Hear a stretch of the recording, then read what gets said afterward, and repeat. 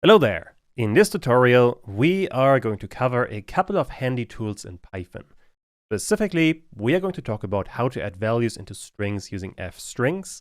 Then we talk about single-line if statements. Besides that, we have list comprehensions. And finally, we are going to talk about Lambda functions. And understanding them is going to help you a lot to master the language. First of all, here's what we have written in the last video. I want to create a new Python file with tools.py. After that, we can get started with fstrings. I want to have some user information. And this is going to be a string that should be output to a user, where we have something like Bob is 10 years old. In this string, Bob and 10 years old should be dynamic. Or to be a bit more specific, I want to have two more variables where we have user name. For example, this could be Bob, and where we have a user age, which could be 10. Those two values should be what informs the string for the final output. And fstrings make this process incredibly easy. Although before we start with that, let's outline the bad way of approaching that, which I am going to store in another variable. Let's call this one the bad approach. Since you can concatenate strings by adding them together, it is quite easy to combine various strings. For example, we could have the username and then add another string with is 10 years old. If I now print the bad approach and run the code, we get Bob is 10 years old. You can see here, Bob is written together because in the string there should be one more space. If I now run this again, we get Bob is 10 years old. If we change Bob to, I don't know, let's say Anna, then we are getting Anna is 10 years old. This is working. And to refine this further, we could turn this string into 2 and then inject via a plus symbol the user age in there as well, like so. Although now if I run all of this, we are getting an error that we can only concatenate a string, not an int, to a string. Essentially what we are doing here is we have a string, a number, and a string. The number is what Python is really unhappy about. Although that we can fix. All we have to do is turn the user age into a string, and then all of this is going to work just fine. Also, I should remove this 10 years old. Then all of this is going to look much better. And there we go. Now we have Anna is 10 years old, and we can customize Anna and the age. The problem is that this kind of approach is really annoying to work with. Let me just add a comment. This is the bad approach, just to make sure you understand. Instead, what is a much better way of approaching this is to use an f-string. And the idea is, before you're creating the string, you write the letter f on its own. And then Python enables a few extra things for a string. They are all accessed via curly brackets inside of the string.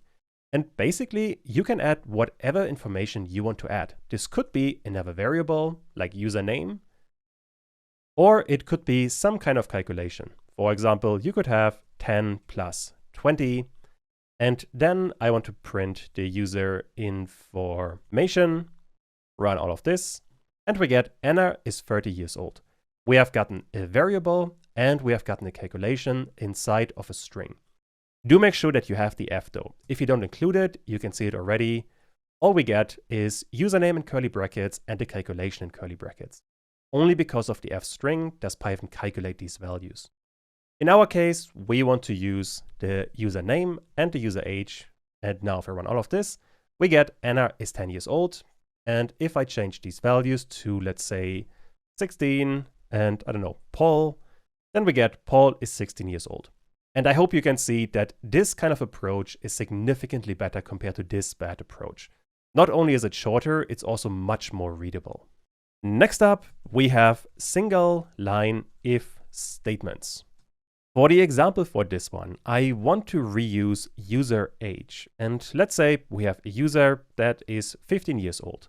And we are running some kind of system where we have to determine if the user is an adult or a child. Which means we would want to check if user age is, let's say, under 18, then the user status is going to be a child.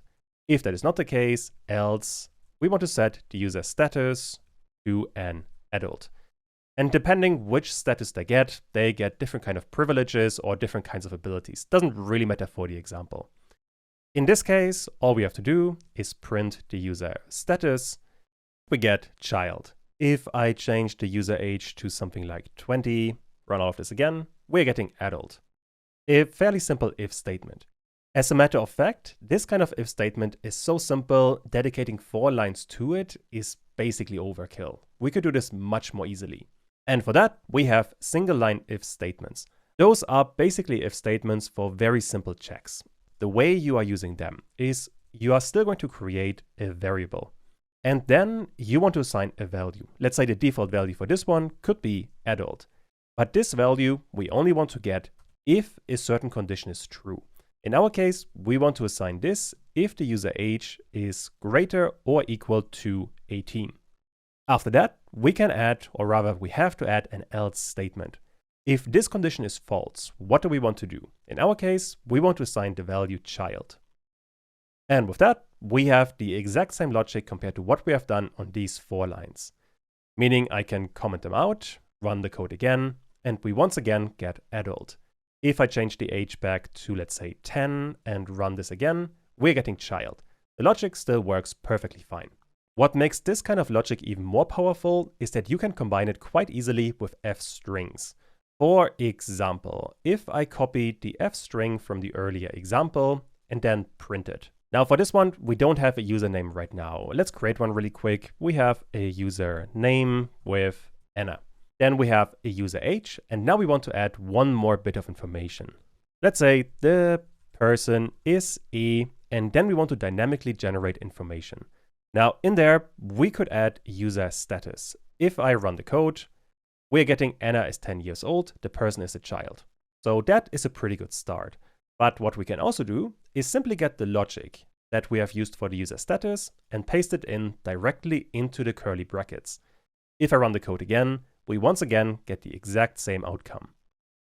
That way, you can have really powerful print statements and insert pretty much whatever kind of information you want. And I suppose just to finish off this bit, let me add lowercase letters for all of this, run it again, then it feels a bit cleaner. Also, we should add a dot at the end.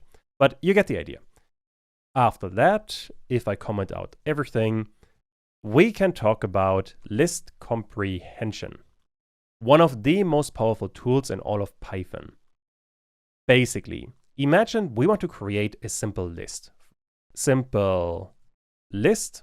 And this list should be a list with the values from 0 to 10, meaning 0, 1, 2, 3, 4, 5, 6, 7, 8, 9, 10. Typing it out for a simple list is fairly doable. But once again, imagine you have a much larger and more complex project and you have to generate 10,000 lines of code. You couldn't just type that out. Now, you can tell Python to generate values. For example, what we could be doing is create a for loop. For I in range, and then we can create 10 values.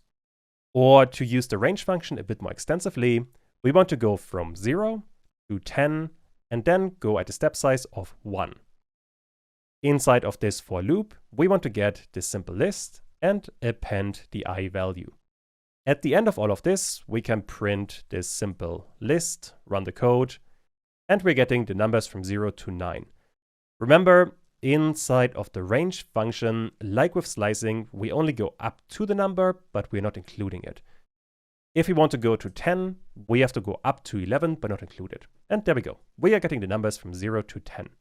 That way, we are dynamically generating all of these numbers. But this isn't really a good way of doing it, because in Python, there's a much better way, which is called list comprehension. Basically, what you would be doing is you are writing a for loop inside of a list on the line where you are creating that list. We are still going to write for I in range, and then you can define the range. So in this case, 0, 11, and 1. Although if I now run all of this, we are getting an error that this is invalid syntax. There's one more bit that we have to add. In our case, we have to add an I at the beginning. If I now run all of this, we are once again getting the same numbers. So what happened here? The for part, I think, is fairly straightforward. We simply have a for loop like the one we have just created. Effectively, I is going to get the values from 0 up to 10. These values are going to be 0, 1, 2, and so on, all the way up to 10. The important difference now is this I. This is the part where you can customize the logic. Essentially, whatever you're getting returned from this bit before the for part is going to be returned to the list. On the first for loop, we're going to return a 0, on the second one a 1, on the third one a 2, and so on. And this is then in the end what will be stored inside of the simple list. For example, what we could be doing is multiply all of these values by 2, run this again, and now we get 0, 2, 4, and so on. We have essentially cycled through all of the numbers from 0 to 10, and then multiplied the value by 2, and after that, we have appended the value to this list. That's all that's happening in here. Especially for this initial bit, you can write really complex logic. There's pretty much no end to what you can do. I suppose the one limitation is that all of your code has to be on a single line, but there is a lot of space for what you can write on a single line. Although there's actually quite a bit more what you can do. For example, you could add a whole second for loop where we could have something like for j in, and I want to cycle through a tuple with the values a, b, and c. If I now run the code, we're getting a whole bunch more values because essentially we have two for loops. To understand a bit better what's going on here, in the beginning, we are still able to customize the logic, and I want to create an f string where we have, first of all, the j part, the stuff that we are getting from the second part, and then we can add the I part. If I now run this again, you can see we have A0, B0, and C0. Meaning we are first running this for loop, and there the first value is going to be 0. After that, we are running the other for loop, where we are getting the values A, B, and C. Because of that, we're getting A0, B0, and C0. After that, we're going to the second part, where we have A1, B1, and C1, meaning for the I loop, we got to the value of 1. What you can also do is add an if statement at the end. For example, I only want to append a value if j is equal to, I don't know, let's say a. If I now run this again, we only get the a values, because b and c is never going to be the case. I suppose not the most useful example, but you get the idea. This kind of list comprehension you can make incredibly powerful. Although at some point you want to keep in mind that if this thing becomes too complex, it's going to be really hard to read. And then a simple for loop where you have multiple lines might be much more readable. This is a thing that comes with practice, and at some point you're going to get an intuition of which one is better. But to get started, being able to read at the very least basic list comprehensions is really important. Also, there are other kinds of comprehensions in Python. You could, for example, write a dictionary comprehension. The logic for that isn't all too different, but I want to keep this video at least somewhat focused. As a consequence, let me comment all of this out. And then we come to the final part, which is going to be Lambda functions. These are once again where we have the basic Python functionality, which is a function. But now we want to write a function that is so simple that it doesn't really merit a whole function. We want to keep the entirety of the logic on a single line of code. For example, let's create a function where we simply want to double a value. This one is going to need one parameter for the number that we want to double. And the only thing that this function is going to do, it is going to return the number multiplied by 2. With that, if I print double value and insert, let's say 10, I can now run all of this and we are getting 20. We have doubled the value. Although this is way too much code for something so simple. What you would rather want to do is to have all of the logic on a single line of code once again. The way to approach that, and let me comment out the original function. We want to create a simple variable name. Let's call this once again double value. And now we want to assign it a lambda function. And a lambda function is basically a more primitive function that is constrained to a single line of code. The way it works is you are still going to give it a parameter, although this one now is simply going to be a single variable name. It could also be multiple if you separate them by a comma. But in our case, we only have a single variable. Let's call this one num to stay consistent with the previous function. And then we can add the actual operation. In our case, we want to get num and multiply it by 2. What you want to be aware of is that this value, the result of our operation, is going to be returned automatically. Which means now I can run this again, and we once again get the very same outcome. Meaning this function and this function do the same thing. The logic is basically equivalent. Although the second one is much shorter and I would say a bit easier to read. Although you might be argued that you could simply do the operation right away, and you would be correct. This is so simple that you don't even need a function in the first place. However, sometimes there are cases where you absolutely need a function. There are two major cases actually where this is going to become important. The first case is that some functions want a function as an argument. The sort function is the most famous one. Let's say we have a random list where we have some random values. Doesn't really matter what it is. The important thing is that we want to sort this list. For that, we can use sort. Also, I should organize all of this. The print function should be right after this. The important thing in our case is we want to create a sorted list. And for that, we will use sorted, which wants to have 2 arguments, but at the minimum, we will need a single one. We could simply add the random list in there and then print the sorted list and get the sorted list from the lowest to the highest value. And there we get the result. This is working perfectly fine because by default, sorted is sorting a list by their numerical value. And we're starting from the lowest and going to the highest value. So this function by itself is quite straightforward.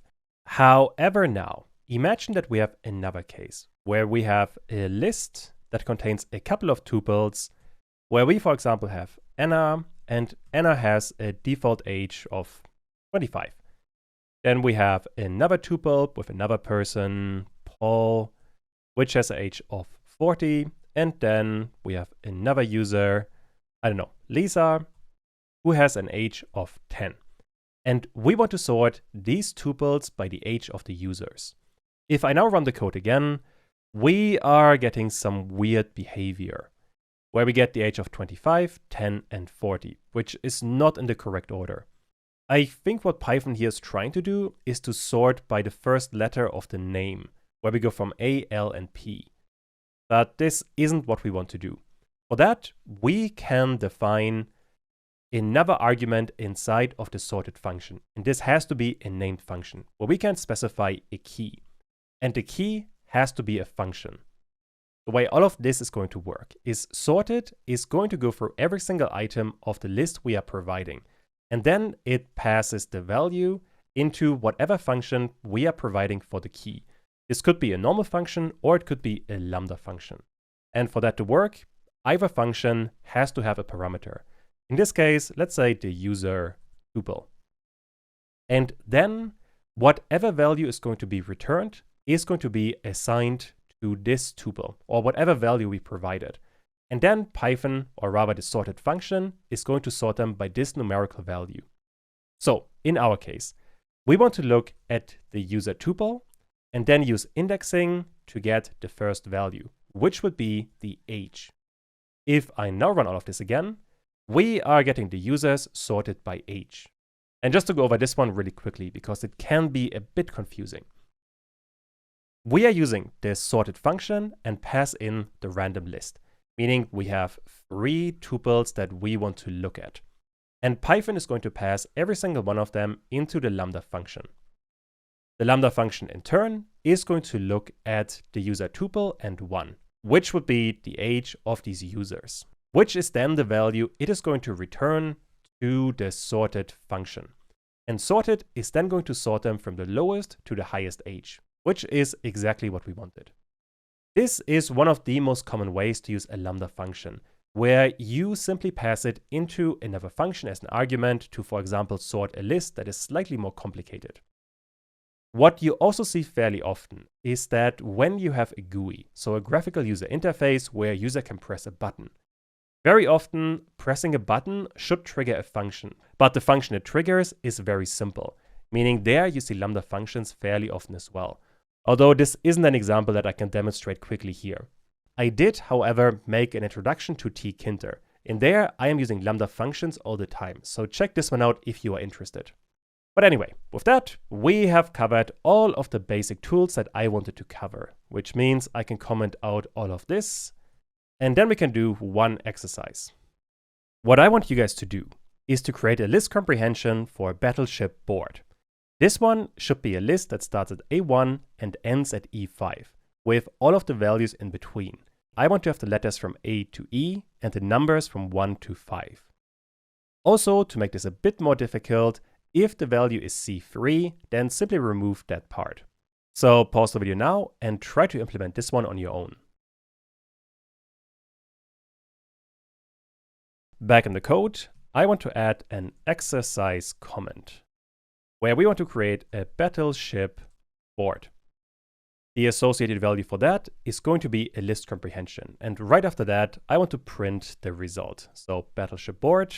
And if I run the code, right now, we are getting an empty list. That is the expected result, so not a bad start. Now we have to figure out what kind of list comprehension we have to create. And I want to start with a letter. So let's say letter for letter in a tuple with A, B, C, D, and finally E. If I run all of this, we are getting the letters from A to E. By the way, later on, I will show you how to create the entire alphabet from code, so you don't have to write all of this by hand. Next up, we will need the second for loop, where we have for num, in, and this should be range, where we want to start at 1 and then go all the way up to, but not include 6. You could also add a step size, but since 1 is the default, we can simply keep this one as it is. And with that, I can run all of this again, and we are getting the same letter multiple times. Not a bad start, but not what I want. The reason for that is that we at the moment only return the letter, but this has to be replaced with an F string, where we want to get the letter along with the number. Now if I run this, we are getting the values from A1 all the way to E5. The last thing we have to work on is that if the value is C3, we want to get rid of that value. And for that, we can add an if statement. If, and I want to copy the F string, if that value is equal to C3, then we would only get C3, meaning if I run this, we are only getting C3. In our case, we only want to return that value if the letter is not C3. And for that, we need the exclamation mark along with the equal sign. This is the operator for a difference. We only want to get the value if the value is not C3. That way, if I run the code, we are getting the values from C1, C2, and then go to C4. We do not have a C3, which is exactly what we wanted. And that is the exercise, a pretty chunky list comprehension. Although in practice they can get more complex, but this is usually what you see as an average. And alright, with that, I hope you get some useful Python tools.